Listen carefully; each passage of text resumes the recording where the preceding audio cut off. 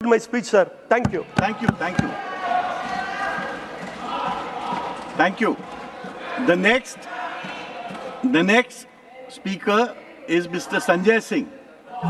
Your time is 12 minutes, Mr. Sanjay Singh. धन्यवाद मान्यवर, आपने बजट पर मुझे बोलने का मौका दिया।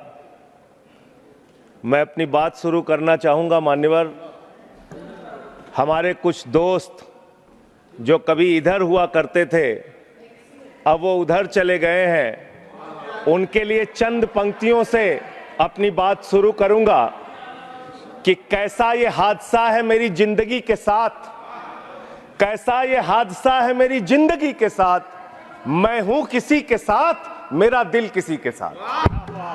तो जो लोग उधर चले गए मान्यवर, उनका दिल हमारे साथ है, भले वो किसी के साथ हो। मान्यवर, इस बजट का बहुत ढोल पीटा जा रहा है कि बड़ा क्रांतिकारी, बड़ा अच्छा बजट, बड़ा विकसित भारत का बजट है। यह बजट क्या है मान्यवर? पूरे देश को पता चलना चाहिए कि भारत माता की सेना रक्षा के लिए जो बजट आता है, उस बजट में कटौती करने का काम किया गया। 9.6% से घटाकर 9.43% किया गया। भारत का अन्नदाता किसान जो अपने खून पसीने से देश को चलाने का काम करता है मान्यवर, उसका बजट, कृषि का बजट 3.2% से 20% से घटाकर 3.15% किया गया। स्वास्थ्य का बजट, हिंदुस्तान 144 करोड़ लोगों का देश है मान्यवर, लेकिन बड़े अफसोस के साथ कहना पड़ रहा है कि स्वास्थ्य का बजट 1.97% से घटाकर 1.85% किया गया। ट्रांसपोर्ट का बजट 11.48% से घटाकर 11.28% किया गया। पेंशन, जहां एक तरफ पुरानी पेंशन की बहाली की मांग हो रही है, लाखों कर्मचारी सड़क पर हैं और मांग करते हैं कि पुरानी पेंशन बहाल किया जाए। इस सरकार ने पेंशन का बजट 5.20% से घटाकर 5.04% करने का काम किया। एनर्जी का बजट 2.10% से घटाकर 1.42% करने का काम किया। वैज्ञानिक विभाग का बजट 0.7% से घटाकर 0.6% करने का काम किया। फूड सब्सिडी का बजट 4.38% से घटाकर 4.25% करने का काम किया। नॉर्थ ईस्ट के विकास का बजट, मणिपुर की तो चर्चा आपने नहीं की, लेकिन नॉर्थ ईस्ट के विकास का बजट आपने 0.13% से घटाकर 0.12% करने का काम किया। सामाजिक कल्याण, जिसमें आपका बिल्कुल यकीन नहीं है, उसका भी बजट आपने घटाया। 1.22% से घटाकर 1.17% करने का काम किया। आपने फर्टिलाइजर का, खाद का बजट 3.88 से घटाकर 3.4% करने का काम किया और फूड सब्सिडी आपने घटाने का काम किया। यह है आपके विकसित भारत के खोखले बजट की सच्चाई। हर वर्ग को आपने चोट पहुंचाने का काम किया मान्यवर। आप कहते हैं आप दुनिया की 5वीं बड़ी अर्थव्यवस्था है, 5वीं बड़ी अर्थव्यवस्था है। अरे ये तो सच्चाई बताइए कि ये 5वीं बड़ी अर्थव्यवस्था किसके लिए है? आपने चंद पूंजीपतियों का 16 लाख करोड़ रुपए माफ किया। ये इस देश की सच्चाई है। आपने 16 लाख करोड़ रुपए पूंजीपतियों का माफ किया। आपने 14 देश के प्रधानमंत्रियों ने जितना कर्जा लिया, उससे दोगुना कर्जा अकेले आपकी सरकार ने लिया। आपने 150 लाख करोड़ रुपए कर्जा लेने का काम किया, देश को कर्ज में डुबाने का काम किया। मान्यवर, मैं बताना चाहता हूं इस सरकार से किन किन वर्गों को उम्मीद थी। इस सरकार से उम्मीद थी देश के अन्नदाता किसानों को कि आप एमएसपी दोगुना करेंगे। आपने एमएसपी दोगुना नहीं की। आपने किसानों की फूड सब्सिडी का काटने का काम किया, फर्टिलाइजर सब्सिडी काटने का काम किया, कृषि क्षेत्र को देने वाले बजट को खत्म करने का काम किया। बेरोजगारों को उम्मीद थी 10 साल में, आपने कहा था मान्यवर 20 करोड़ नौकरियां देंगे, 20 करोड़ नौकरियां आपने नहीं दी। फिर नौजवानों ने कहा नौकरी दो, नौकरी दो। फिर आपने कहा पकौड़ा तल लो, पकौड़ा तल लो। फिर आपने कहा पान की दुकान लगा लो, पान की दुकान लगा लो।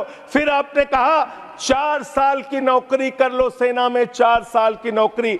मैं मान्यवर आपके माध्यम से भारत के प्रधानमंत्री से बड़ी विनम्रता पूर्वक पूछना चाहता हूं, देश के प्रधानमंत्री को 73 साल की उम्र में तीसरी बार प्रधानमंत्री बनना है, लेकिन किसान का बेटा नौजवान सेना में 4 साल की नौकरी करेगा, यह भेदभाव क्यों है? मैं पूछना चाहता हूं मान्यवर, आपके माध्यम से इस सरकार से जानना चाहता हूं, अगली योजना क्या आएगी आपकी? आप कह रहे हो इंटर्नशिप योजना, ट्रेनिंग योजना, 5,000 रुपए की ट्रेनिंग ले लो, 5,000 रुपए की ट्रेनिंग ले लो।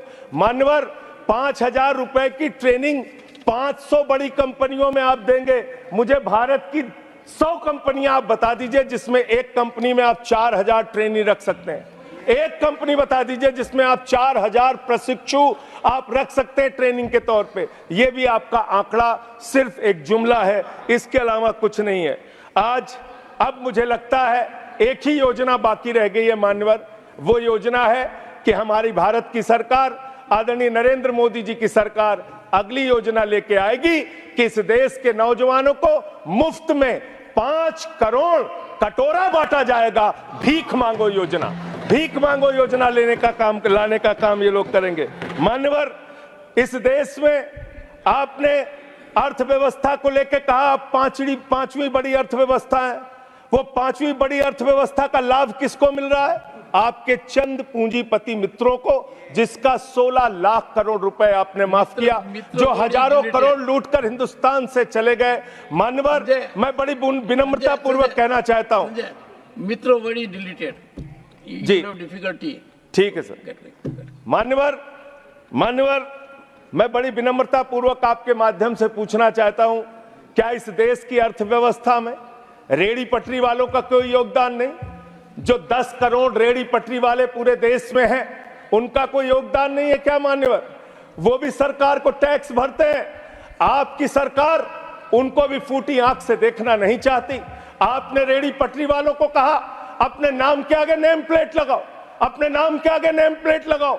हिंदू हो कि मुसलमान, दलित हो कि पीछे आदिवासी हो, क्या हो ये बताओ। मैं पूछना चाहता हूं, आपके माध्यम से सरकार के कहना चाहता हूं मान्यवर, अगर नेम प्लेट लगवाना है तो लगवाइए गले में नेम प्लेट। नीरव मोदी के गले में नेम प्लेट लगवाइए कि 20,000 करोड़ रुपए हिंदुस्तान का वो बाकी है, लगवाइए नेम प्लेट। 10,000 करोड़ रुपए विजय माल्या हिंदुस्तान का बाकी है, लगवाइए नेम प्लेट गले में। ललित मोदी के कि 3,000 करोड़ रुपए हिंदुस्तान का लूट के भाग गया, लगवाइए नेम प्लेट मान्यवर। मैं कहना चाहता हूं नितिन संदेशरा के कि वो 6,000 करोड़ रुपए हिंदुस्तान का लूट के भाग गया, लगवाइए नेम प्लेट। अडानी के कि 2.5 लाख करोड़ रुपए का कर्जा आपने एक आदमी को दे रखा है, लगवाइए नेम प्लेट उन पूंजीपतियों को जिन्होंने हिंदुस्तान की बैंकों को खाली करने का काम किया। मान्यवर एक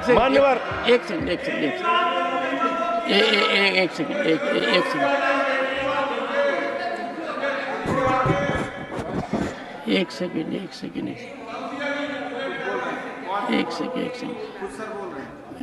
honorable member, and you are a senior person, Sanjay ji, you are a senior person. धारा प्रवाह में आप काफी कुछ कह गए फिगर्स के बारे में, बाकी तो you can make your point, no difficulty about it. Once again, so the figures which you have given, you will have tough time in proving them, because these have been taken in stride. So all that will be deleted, and we will, unless you have real, factually firmed up material, use a name. Make your point. ठीक है sir, ठीक है sir, thank you sir, Make your point. No thank you sir. मानवर मैं तो ये कहना चाह रहा था आपके माध्यम से कि इस तरह के काम देश के अंदर नहीं होने चाहिए। भारत एक धर्मनिरपेक्ष राष्ट्र है और हम जानते हैं अपनी सामाजिक व्यवस्था में, मैं जानता हूं इनके मन में दर्द होगा मान्यवर, अभी चुनाव हारे हैं ये उत्तर प्रदेश में, तो वहां पर अगर कोई बोर्ड लगाएगा जाटव ढाबा, एक सेकंड, जाटव ढाबा कोई लगाएगा कोई अपने ढाबे के आगे अगर वाल्मीकि ढाबा लिखेगा तो आप लोग उसके यहाँ खाने नहीं जाओगे। मैं जानता हूं आपकी मानसिकता। आप वो लोग हैं जिन्होंने भारत के तत्कालीन राष्ट्रपति श्री रामनाथ कोविंद जी को प्रभु श्री राम के मंदिर के शिलान्यास में नहीं बुलाया। आप वो लोग हैं जिन्होंने मौजूदा राष्ट्रपति श्रीमती द्रौपदी मुर्मू जी को राम मंदिर के उद्घाटन में नहीं बुलाया। आप दलितों से, पिछड़ों से, आदिवासियों से, अल्पसंख्यकों से, मुसलमानों से नफरत करने का काम करते हैं। ये आपकी सच्चाई है। इसलिए नेम प्लेट मत लगवाइए। नेम प्लेट लगवाना है तो जिन्होंने देश की बैंकों को लूटा है उनका नेम प्लेट लगवाइए। और मान्यवर, मैं आपसे, आपके माध्यम से इस सरकार से कहना चाहता हूं, इनका बजट पढ़ रहा था मान्यवर, जेलों को भी इन्होंने कम बजट दिया। अरे जेल का बजट तो बढ़ा दीजिए, 300 करोड़ रुपए जेल का बजट बढ़ा दीजिए। अरे अभी हमको जेल में भेजा है, कल तुमको जेल में आना है, तुम सबको जेल में आना है। जेल का बजट बढ़ा दो, जेलों को ठीक कर दो, अगला नंबर तुम्हारा है, तुम्हें जेल में आना है, इसलिए कम से कम जेलों को तो ठीक कर दो, अगला नंबर तुम्हारा। मैं जेल के बजट पे बोल रहा हूँ मान्यवर, मैं जेल के बजट पे बोल रहा हूँ मान्यवर। इसका ध्यान रखा जाएगा। में इन्होंने न्यायपालिकाओं के लिए जो बजट रखा वो नाकाफी है। 5 करोड़ केसेस पेंडिंग है इस देश के अंदर और 6 लाख लोगों को पूरे देश में जेलों में रखा गया है, जिसमें करीब 76% अंडर ट्रायल है। इसका मतलब आपका मकसद न्याय दिलाना नहीं है, आपका मकसद किसी मामले की सच्चाई तक पहुंचना नहीं है, आपका मकसद है पकड़ पकड़ के एक एक व्यक्ति को जेल में डालना। आपने दिल्ली के मुख्यमंत्री को, जिनकी शुगर 36 बार 50 से नीचे जा चुकी है, आपने दिल्ली के मुख्यमंत्री को पकड़ के जेल में डाल दिया। नहीं मानवर, अब इनको बार बार मौका मत दीजिए, मुझे अपनी बात पूरी करने दीजिए। I am not yielding sir, I am not. आपने 2 बार काम हैबिट बना लिया इन्होंने सर। दिल्ली के मुख्यमंत्री को सर इन्होंने पकड़ के जेल में डाल के रखा। दिल्ली के शिक्षा मंत्री को इन्होंने 2 साल से जेल में रखा। दिल्ली के स्वास्थ्य मंत्री को इन्होंने 2 साल से जेल में रखा। आप एक एक विपक्ष के नेता को पकड़ पकड़ के जेल में डालते हैं। हेमंत सोरेन को मुख्यमंत्री को जेल में आपने रखा, संजय रावत को जेल में रखा, अनिल देशमुख को जेल में रखा, सबको पकड़ पकड़ के आप जेल में रखते हैं। बंगाल के 3 मंत्रियों को आपने पकड़ के जेल में रखा। आपका मकसद ट्रायल कराना नहीं, न्याय दिलाना नहीं, आपका मकसद हम लोगों को पकड़ के जेल में रखना है। जितना जेल में डालोगे, मैं आपसे कहना चाहता हूं, जितना जेल में डालोगे उतना गर्त में जाओगे। जिसने भी ये राजनीति की है उसका समापन हो गया है। अभी 240 पे पहुंचे हो, कल 24 पे पहुंचोगे, इसके बाद 2 पे भी आओगे। मैं तो 1-2 मिनट और मैं बस कह के अपनी बात खत्म करूंगा, मेरे टाइम में से उसको काट लीजिएगा। मान्यवर, भेदभाव की बात, सबसे भेदभाव इनको करना है। मुसलमानों से भेदभाव, सिखों से भेदभाव, ईसाइयों से भेदभाव, दलितों से भेदभाव, पिछड़ों से भेदभाव और अब राज्यों से भेदभाव, राज्यों से भी भेदभाव, महिलाओं से भेदभाव, राज्यों से भेदभाव। क्या भेदभाव किया सर इन्होंने? 2,32,000 करोड़ रुपए, 2,32,000 करोड़ रुपए दिल्ली के लोगों ने सरकार के केंद्रीय खजाने में टैक्स के रूप में दिया, जीएसटी और इनकम टैक्स के रूप में। बदले में हमको कितना मिलता है? 0। 9 साल से आप दिल्ली को बजट नहीं देते। पंजाब के लोग, बस मेरे में से काट लीजिएगा सर, 1-2 मिनट काट लीजिए, पार्टी के उसमें से काट लीजिएगा। पंजाब के लिए सर, पंजाब का किसान अपना खून पसीना बहा के खेत में गेहूं पैदा करता है, धान पैदा करता है। आपने 8,000 करोड़ रुपए पंजाब के विकास का पैसा रोक रखा है, विपक्ष के राज्यों का पैसा आपने रोक रखा है। ये भेदभाव क्यों कर रहे हैं आप क्यों कर रहे हैं? आप लिखते हैं राज्यों के विकास से देश का विकास है, ये आप राज्यों का विकास कर रहे हैं। एक एक करके टारगेट करके विपक्षी राज्यों के साथ आपने भेदभाव करने का काम किया। और अंत में कोई मुझे कह रहा था सारे बजट कम किए, शिक्षा के बजट को भी आपने कम कर दिया। मैंने इन लोगों से कहा शिक्षा से इनका कोई लेना देना नहीं है, शिक्षा से इनका कोई लेना देना नहीं। मान्यवर, क्यों लेना देना नहीं है? क्योंकि दिल्ली विश्वविद्यालय में मनुस्मृति पढ़ाने जा रहे हैं ये लोग। मनुस्मृति पढ़ाएंगे कि दलितों के, पिछड़ों के, जिनको आप शूद्र कहते हैं, आप शूद्र कहते हैं, अगर वो श्लोक सुन लेंगे तो उनके कान में पारा आप कैसे डालेंगे?